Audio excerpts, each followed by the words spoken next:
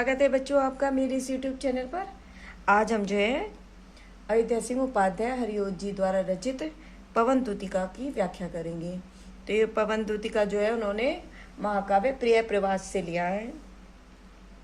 तो ये पवन दूतिका काफ़ी बड़ी है, तो हम जो है थोड़ी थोड़ी खंडों की व्याख्या करेंगे। तो देखिए, पवन दूतिका, पवन दूतिका के नाम से ही पता लग रहा है कि पवन को दूत बनाकर भेजना। तो देखिए इसे, बैठी खिन्ना यक दिवस वे गेह में थी अकेली, आके आंसू द्रग युगल में थे धरा को भिगोते, आई धीरे इस सदन में पुष्प सदगंध को ले, प्रातः वाली सुपवन इस काल वातायनों से। मतलब यहाँ पर क्या है कि राधिका जो है अपने घर में एक दिन उदास बैठी हुई थी और उसकी आंखें जो है आंसुओं से भरी हुई थी। और तो तभी जो है प्रातःकालीन पवन वहां आकर चलने लगती है। प्रातःकालीन पवन कैसी होती है? वो ठंडी होती है, मीठी होती है, सुगंधित होती है। तो उसके चलने के कारण क्या, राधिका का जो दुख था वो और भी बढ़ गया। तो वो पवन को फटकार लगाती हुई कहती है, क्या कहती है? देखिए, बैठी खिन्ना यक दिवस वे गे में थी अकेली। खिन्ना मतलब उदास, यक माने एक, दिवस माने दिन, और घे माने घर। मतलब एक दिन राधिका उदासी से भरी हुई घर में अकेली बैठी हुई थी। आके आंसू द्रग युगल में थे धरा को भिगोते। द्रग युगल मतलब, द्रग मतलब नेत्र, और युगल का मतलब है दोनों आंखों। तो वो कह रहे हैं कि आंसू आकर उनकी दोनों आंखों को भिगो रहे थे। आई धीरे इस सदन में पुष्प सदगंध को ले, मतलब वो कह रहे हैं कि धीरे से उस भवन में क्या हुआ, फूलों की महक को लेकर। प्रातः वाली सुपवन इस काल वातायनों से, सुपवन मतलब सुगंधित पवन, और काल मतलब समय, उसी समय, वातायनों से, वातायन का मतलब है खिड़कियों से। तो वो कह रहे हैं कि उसी समय प्रातःकालीन जो पवन है, प्रातःकालीन सुगंधित पवन खिड़कियों से होकर घर के अंदर, घर के भीतर आ गई।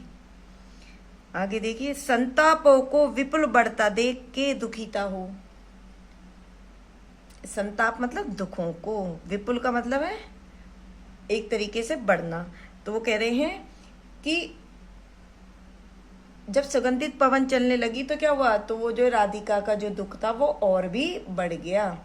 तो संतापों को विपुल बढ़ता देख के दुखिता हो, धीरे बोली से दुख उससे श्रीमती राधिका यूं। मतलब उस पवन के प्रभाव से राधिका का दुख बहुत बढ़ गया। तो उन्होंने दुखी होकर धीरे धीरे पवन से कहा, धीरे धीरे बोली से दुख उससे श्रीमती राधिका यूं, कि मतलब धीरे धीरे दुखी होकर धीरे धीरे राधिका ने पवन से कहा कि हे प्यारी प्रातः पवन, इतना क्यों मुझे है सताती, कि हे प्रातःकालीन पवन, तू क्यों मुझे इस प्रकार सता रही है? क्या तू भी है कलुषित हुई काल की क्रूरता से? कलुषित मतलब दूषित होना, काल मतलब समय। तो वो कह रही है क्या तू भी जो है समय की कठोरता से दूषित हो गई है? क्या तुझ पर भी समय की क्रूरता का, मतलब क्या तुझ पर भी समय की क्रूरता का प्रभाव पड़ गया है? तो भाषा यहाँ पर जो है खड़ी बोली है, और अलंकार मानवीयकरण है, रस श्रृंगार रस है, और छंद मंद क्रांता है, और शब्द शक्ति अभिधा है यहाँ पर। तो इसके प्रश्न भी हैं, वो प्रश्न भी मैं बता देती हूँ। तो पहला प्रश्न आपको पता ही है कि पद्यांश के पाठ और कवि का नाम लिखिए। तो पद्यांश के पाठ का नाम पवन दूतिका है, और इसके कवि का नाम जो है अयोध्या सिंह उपाध्याय हरिओत है। पद्यांश का प्रसंग भी मैं संग में बता देती हूँ। एक दिन राधिका अपने घर में अकेली बैठी हुई थी और उसकी जो आंखें हैं वो आंसुओं से भरी हुई थी। तो तभी जो है प्रातःकालीन पवन वहां आकर चलने लगी, जिसके कारण जो है राधिका का दुख और भी बढ़ गया। तो वो उस पवन को फटकार लगाते हुए कहती हैं। तो अगला प्रश्न देखिए, प्रस्तुत पंक्तियों में राधिका किससे बात कर रही है और वह कैसी है? तो प्रस्तुत पंक्तियों में राधिका जो है पवन से बातें कर रही है, और वह मतलब प्रातःकालीन वह पवन जो है क्या है, फूलों की सुगंध से सुगंधित है। अगला देखिए, प्रातःकालीन सुगंधित।